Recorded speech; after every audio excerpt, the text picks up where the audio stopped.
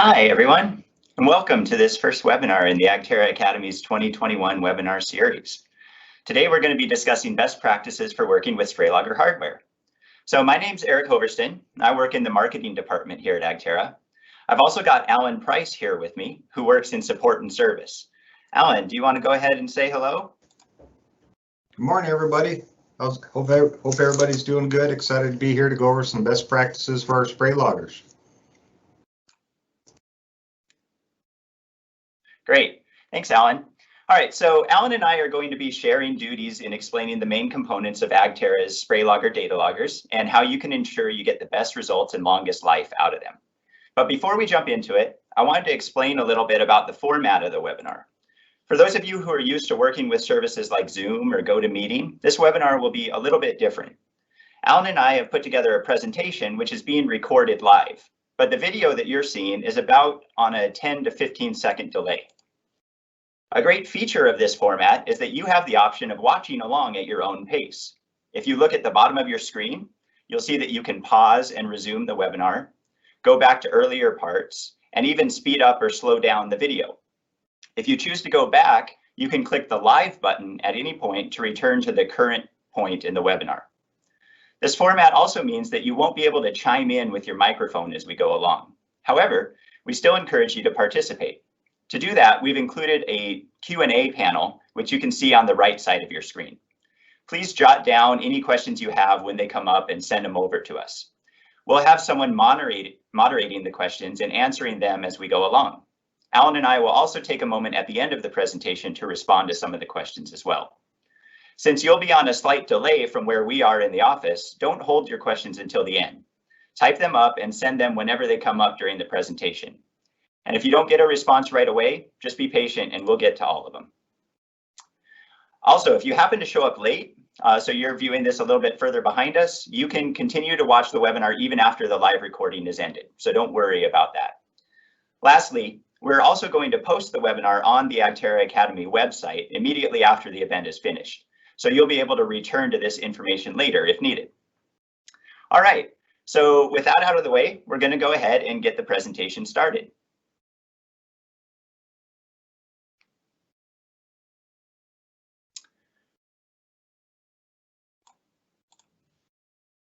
Okay, so we're going to start with a quick plan of attack for how the discussion is going to proceed. In section 1, we're going to do an overview of the various SprayLogger data loggers and their primary components on how they read information from your spray rig. And then in section 2, we'll move to some tips and best practices for mounting your data logger on your spray rig. From there, we'll look at powering the data logger and different options available to you. And then section 4 will cover switches and switch cables and how they're used to record information about when spray is active or not. And then we'll move to flow sensors and cables and some of the details about using flow sensors with your spray logger. And in the final section, we'll talk a little bit about calibrating your spray logger to make sure you're getting the most precise readings possible out of those flow sensors. All right, so now we're going to head right on over to an overview of the data loggers, and I'm going to have Alan take over. All right, so we're just going to cover a little bit about our data loggers. We're going to start with our E3B spray logger. This is our flagship data logger. This one is designed to be customizable to fit any truck mounted spray system. It comes standard with 1 flow port and 3 switch ports, but the E3B can be configured to handle up to 4 flow sensors and 15 different spray sections. The E3B is the only spray logger that will give you split boom reporting. Now if we go to our E3A, the E3A was introduced last year to provide a simpler design for single channel systems such as ATVs and UTV rigs. The E3A has a single port which can be configured to operate with a calibrated flow meter or an electronic flow sensor. The E3A is not expandable, but it is a great option when you do not need split boom reporting. Now we'll jump over and talk about our backpack light. This is designed for the backcountry, weighing in at only 5 ounces and the size of 2 decks of cards. The backpack light is fully portable and perfect for backpack spraying. The unit is powered by a USB power source and leverages the GPS of your mobile device. The backpack light does not utilize a flow sensor. Your rate is monitored by calibration. Lastly, we have the fogger logger. This is designed for use with the ultra-low volume fogging equipment. Fogger logger will work with any brand of ULV, whether you have data output or not. The fogger logger does not use a flow sensor because the ULV volumes fall below the electronic flow sensor ranges. Now let's talk about the little shiny components on the sides of all of these. The flow ports on the E3A or the E3B are labeled A through D. These connect the flow sensor to your spray logger to let you know what's getting sprayed out. Switch ports are labeled 1 through 15, and they connect to the switches that activate the booms or nozzles and will read what boom is on and register spray location and time that the spray is on or off. You can't see it, but there's a Bluetooth chip inside of that. And what the Bluetooth chip allows you to do is your device or your phone or tablet to talk to your spray logger. And that's how you're going to start your jobs, stop your jobs, and communicate with your spray logger. Now, the E3B is the only one with a built-in GPS. All the other ones utilize the GPS device in your phone. The GPS is the gold-colored connection on the side of the E3B, and you can either utilize the device, your device's GPS, or the GPS inside the spray logger.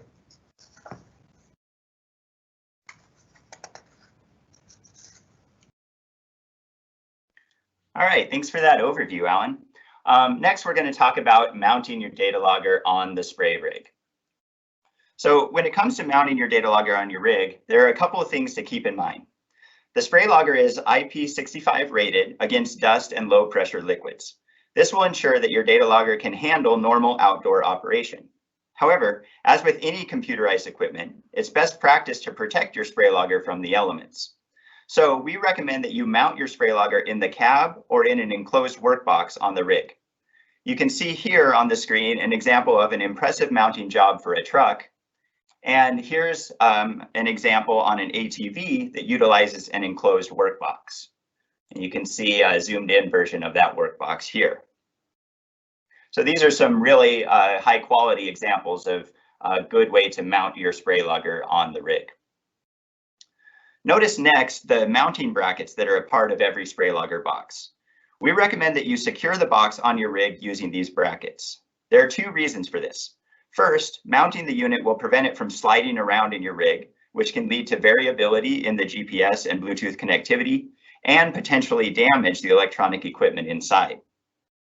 Second, mounting will also allow you to keep the cables more organized. This helps to avoid interference from other electronic equipment and prevent the port connections from becoming loose or damaged.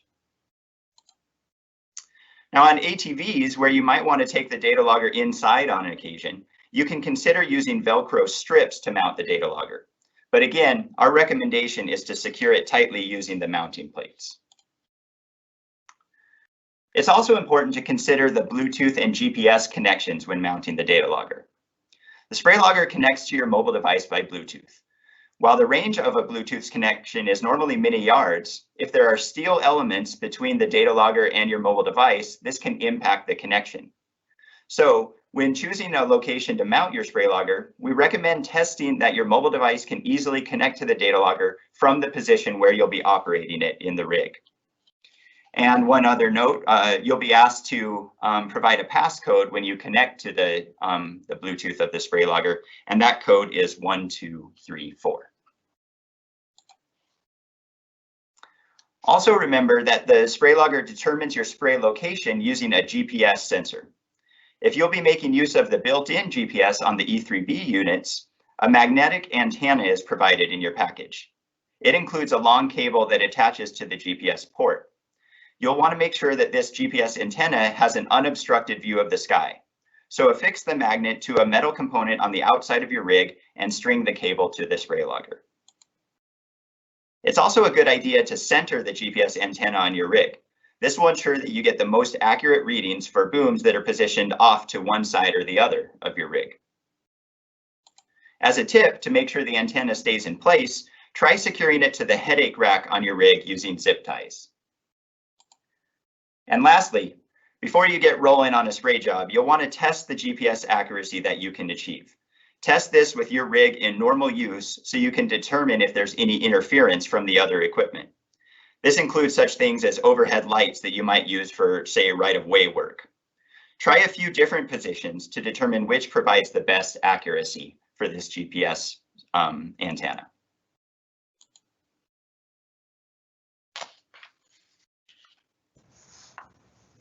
All right, well, thanks, Eric.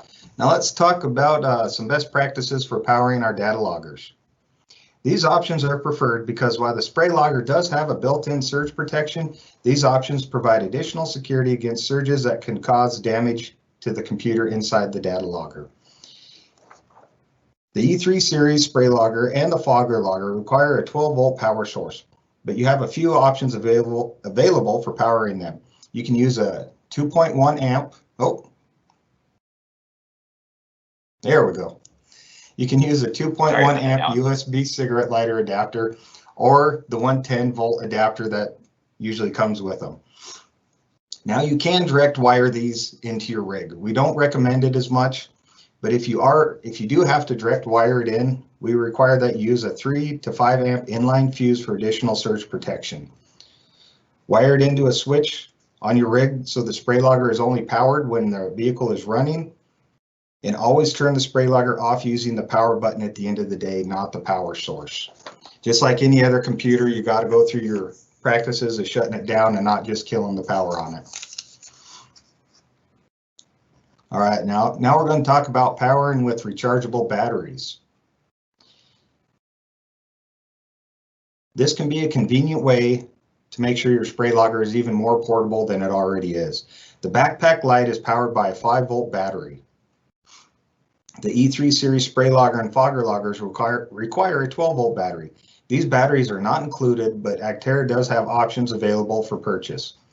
If you choose to use this method for powering your data logger, here are a couple things to keep in mind. The lifespan of a rechargeable battery will diminish over time. We have tested and gotten over 8 hours of operational life out of a fully charged battery, but just like any other rechargeable battery, they will start to lose charge over time. So here's some best practices if you're going to be running it on a battery. Have a full charged spare battery available. If you lose power in the middle of a job, recording will stop and the interface on your device will turn red. That's going to let you know that there's no connection to the SprayLogger. The data recorded before power lost will be saved, but if you continue to spray, you're not going to get any information off of that. So if you notice that your battery is starting to go dead in mid-job, what you're going to want to do is stop the job, power down your data logger, switch out the battery, power up your data logger, wait until it's fully booted again, reconnect your mobile device, and start up using the same job. Those are just a couple little steps that we found out that are going to help if you're using rechargeable batteries.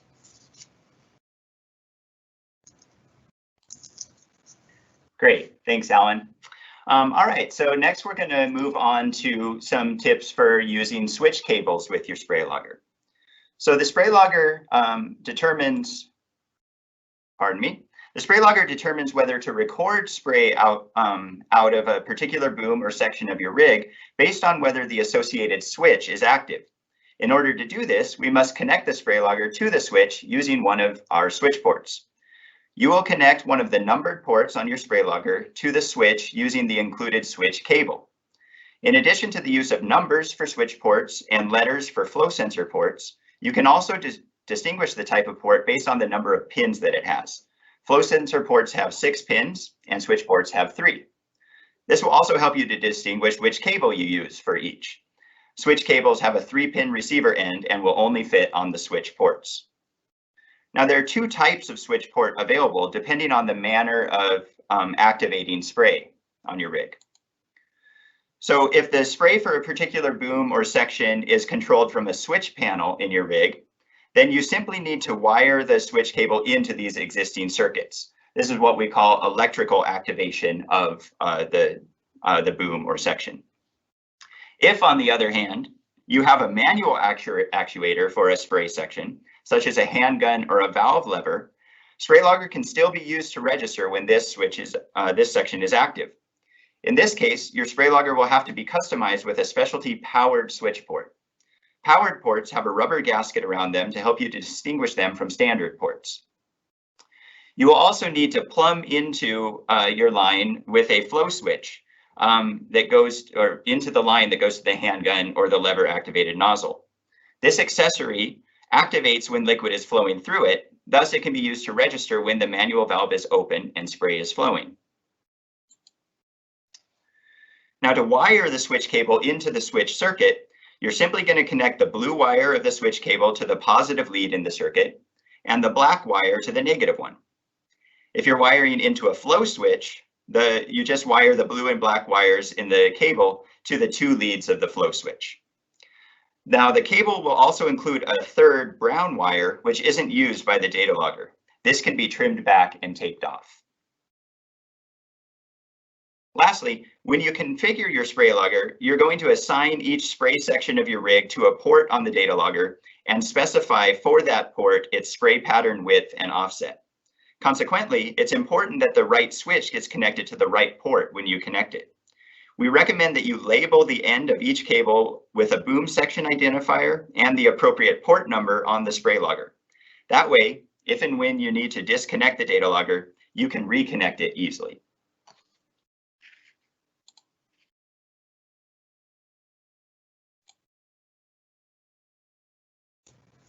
All right, thanks, Eric. Let's talk about some flow sensors now. The E3 series SprayLogger utilizes an electronic flow sensor to measure the amount of flow that is passing through your system at any point in time. This information allows the data logger to calculate the amount of chemical you have applied at every point during the application within a 1% accuracy. Now, at Agterra, we have tested many different kinds of flow sensors, and we have found out that Sika electronic flow sensors produce a high precision flow sensor that holds their calibration well. We have performed many tests with the Sika sensor, and we require that you make use of the flow sensor with your SprayLogger. So now, how many flow sensors are you going to need on your truck? This E3B series SprayLogger can handle up to 4 flow sensors, but you might only need 1. If you have a single tank or an injection system, you will only need 1 flow sensor. And with the split boom reporting, you will still know what and how much is going out of each boom.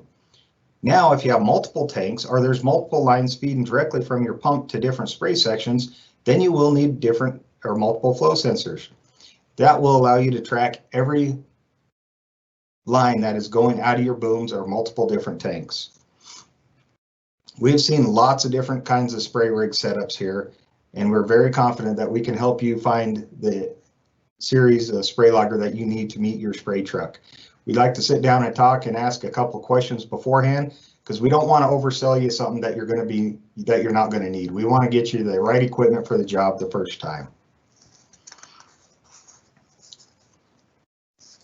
All right, so now installing our flow sensors here.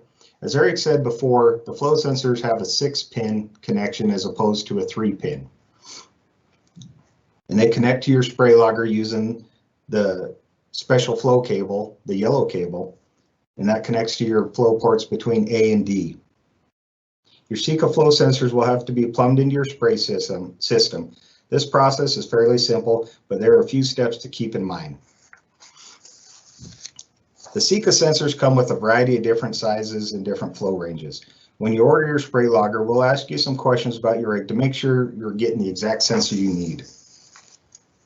As you can see, the flow ranges go anywhere from 0.026 all the way up to 66 gallons a minute. The sensors have a male NPT thread on both ends. The sizes vary depending on the flow sensor model. You do not want to choose your flow sensor based off the NPT threads or the pipe size on your rig. The most important value is what gallons per minute you're going to be spraying at. You can use adapters to size up the threads or size down to fit your rig's plumbing. And also remember that these are in gallons per minute, not gallons per acre.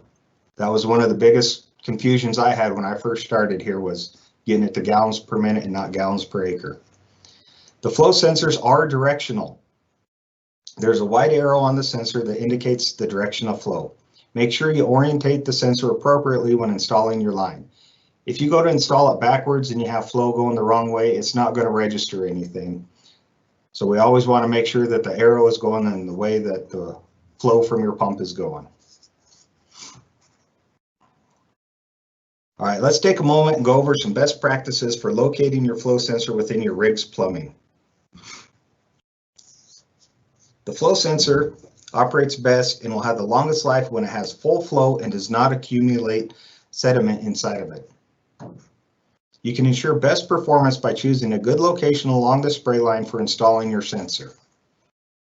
You're going to want to choose a spot where the flow is directed vertical upwards. This will minimize the amount of particulate matter from your chemical mix that can settle in the flow sensor and contaminate it. Let's take a look at this image up here on the screen now. So these first red circles, the first red circles here, they have a risk of running dry and bubbles because they are above the pump line. The second set of circles coming up here show the sensor in a horizontal, and this has a risk of accumulating stuff in the sensor chamber. The green circle, because green is always good, is the best practice. With the sensor running up, it'll keep anything from settling in it. Bubbles are the chance of it running dry. This next image will show an example of a schematic of a spray system. If your system is like most, it has a bypass line. You'll want to make sure that the flow sensor is installed after the junction where the bypass line returns to the tank. If we install it before that junction, it's just going to sit there and register all the flow going back into your tank, getting recirculated over and over and over. So we want to make sure it's after the bypass, so it's only registering what flow is coming out of the booms. It is also strongly recommended that you install a check valve between the pump and the flow sensor. This is going to prevent backwards flow when the pump is off. This is important for preventing liquid from sloshing back and forth across the sensor with a chance of giving you false readings.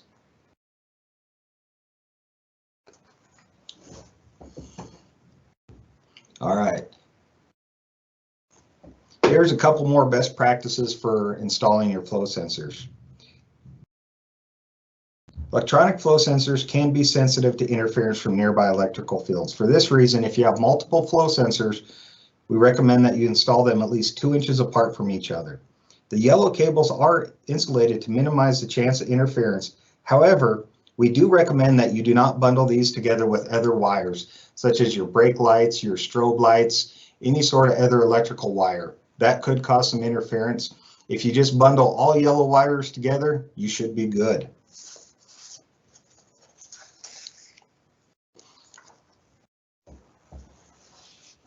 All right, now that we got your flow sensor installed on your truck, we're going to move over to our SprayLogger website. You'll want to make sure that you configure your sensor in the sensor setup on the SprayLogger website. You're going to enter in the minimum GPM from your flow sensors. You can see in the red circle there, it has the range of 1.3 to 53 gallons per minute. And you'll enter in that 1.3 in the minimal GPM on the SprayLogger website. And what this is going to do is going to tell the SprayLogger, if my flow is less than 1.3, I don't need to read it. You can also have the option of choosing reject pulses if all the booms are off. And what this does, that big circle there in the middle, this is telling your SprayLogger to only count pulses in flow if you have a switch on. And this will help give you, if you got a leak in your system, it's not going to be registering saying you're spraying when you're not spraying. So again, if you guys have any more questions on this, please feel free to reach out to us. We're here to help you guys and get you up and running for a good spray season.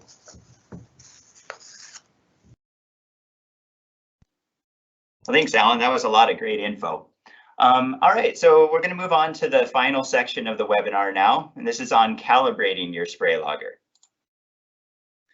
So with the proper calibration, you can achieve 99% accuracy on chemical application reporting using your SprayLogger. To calibrate a flow sensor on your spray rig, we recommend the bucket test. So let's first go over the checklist of the items that you'll need in order to perform the bucket test. First, you'll need to have a bucket or container of a known volume so that you can measure an exact amount of spray. For best results, we recommend you use a container that holds at least 5 gallons. The larger the quantity you spray, the more accurate the calibration will need. You'll also need a means of spraying through the flow sensor and entirely into that container so that you can get an accurate measurement of the amount that you've sprayed. You'll need your mobile device with an internet connection and access to the SprayLogger U interface through MapItFast. And you'll need your SprayLogger unit connected to your flow sensor and paired with your mobile device. And lastly, you'll also need access to a desktop computer with the SprayLogger website open. All right, with all those things in place, let's move on to the procedure for calibration. So the first thing that you're going to do to calibrate the flow sensor is to connect the SprayLogger through the mobile app and start a spray job. If you need details on how to start up a spray job through the SprayLogger plugin to MapItFast, visit our help site, help.agterra.com. We've got extensive information on starting and ending jobs. Next, you're going to access and reset the spray totals for your flow sensors. So access the SprayLogger settings menu on your mobile device and select totals and reprogramming. This will bring up a dialog that shows the accumulated values for all the flow sensor ports on your rig. For each flow sensor, the first number represents the number of pulses that have been read by the flow sensor. The number in parentheses is a calculation of the number of gallons that those pulses correspond to based on the existing calibration. If these numbers show anything other than zeros, click the Reset Totals button to bring them back to 0. And then you can start filling your bucket. So begin spraying into the bucket, and as you do, you'll see the numbers counting up for the flow sensor that's being activated by the spray. Continue spraying until you've filled your bucket to the chosen known quantity. Don't pay attention here to the gallons count that's shown on your mobile device. Instead, use the gradation that is marked on the bucket to determine the quantity that you've sprayed. And when the bucket's full, note the value that registers for the pulses for that that flow sensor. Also note which port, A through D, that the active flow sensor is connected to. Once you have all of that, you're going to head over to the SprayLogger website to update the calibration. So head on to the SprayLogger web portal and go to the Sensor Setup under the Administration menu. Find the data logger that's associated with this rig on your list and click the green plus sign to show all the flow sensors on the unit. We're going to use the pulses value that we got from the bucket test to update the K factor, which we see here in the red circle, for the flow sensor that we just utilized. To do this, we'll need to convert the pulses value into a K factor. The SprayLogger system includes a K factor calculator, which you can access by clicking the Calc button at the bottom of the flow sensor list. In the calculator dialog that comes up, you're going to enter the recorded pulses that you got from your mobile device and the number of gallons that you sprayed into the bucket in the gallons field, and then hit calculate. And then note the calculated K factor. You can also copy, select and copy that value for pasting, and then close the calculator. Then click the edit button in the row for the flow sensor you're calibrating. This will activate the fields for that sensor and allow you to enter in the calculated K factor. And then go ahead and click Save, and you've then updated the calibration on the SprayLogger website. Next, you'll want to repeat these steps for any other flow sensors that you have on that rig so that you can get a proper calibration for each of them independently. And the final step, you're not quite done. You've entered all those calibrations into the website. You now need to pull them down to your mobile device to update the SprayLogger and inform it how it's going to interpret the pulses that it reads. So head back to your mobile device and return to the totals and reprogramming page, and then select Reprogram from Cloud. This will pull down the new K factors from the cloud so that your SprayLogger knows the right way to interpret the pulses that it receives from the flow sensor. Keep in mind here that in order to pull these values down from the cloud, you are going to need to have an active internet connection on your mobile device in order to do that. All right, everyone. Well, that brings us to the end. We covered everything that we were going to cover for the best practices of working with SprayLogger hardware. We really appreciate you all being here. take just a moment before we take a look at some of the questions that came in, give you some more information, places where you can go to ask your questions after the fact or get in touch with us for any reason. So the first of these is our help site at help.agterra.com. This is password protected. You can use the password one-tap-to-map to get in, and we've got extensive information on all of our products and including our hardware setup. So you can return to that. As soon as we're done here, we'll post this video up to the site as well, so you can return to it at any point. You can also reach out to us if you have any questions, or if you want to talk about setting up a new spray rig for using SprayLogger or anything. Give us a call, 307-673-1050, or shoot us an email at solutions@agterra.com. We're always happy to talk through the best way to get you set up for recording your spray or your applications. And then I did want to make a plug for our next webinar in the 2021 series coming up. This is on collaborative mapping tips and tricks. It's going to take place February 24th at 9 a.m. We'll be using the same format.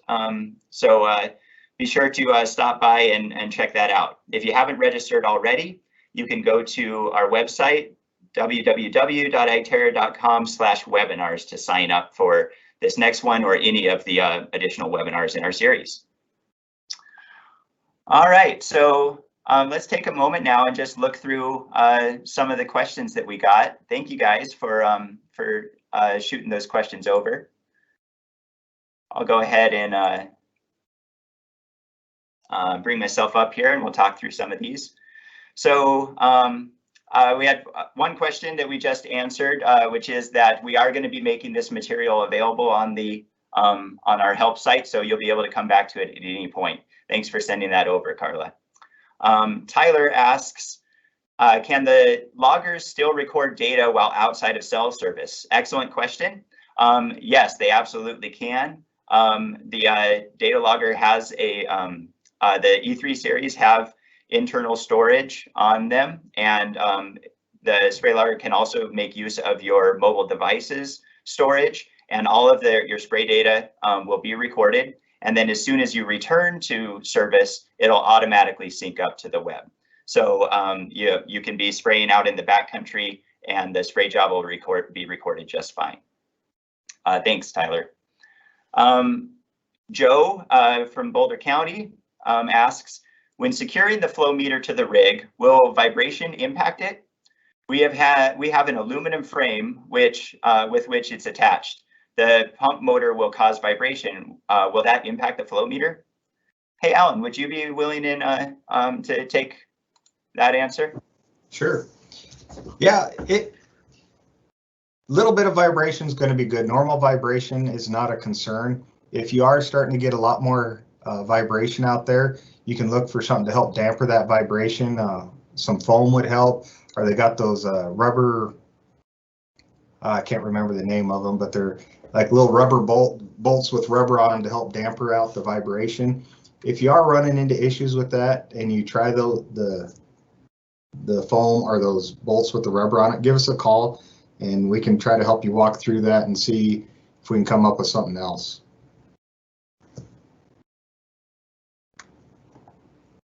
Cool. Thanks for that, Alan. So it looks like that covers all of the questions that came up. So I'll just give you guys one last view here of how to get in touch with us if you need it. And we're going to go ahead and end the webinar now. So once again, really appreciate everyone being here, and check out the help site for this information coming up there really soon. Thanks again, everyone. We'll see you on February 24th for the next webinar.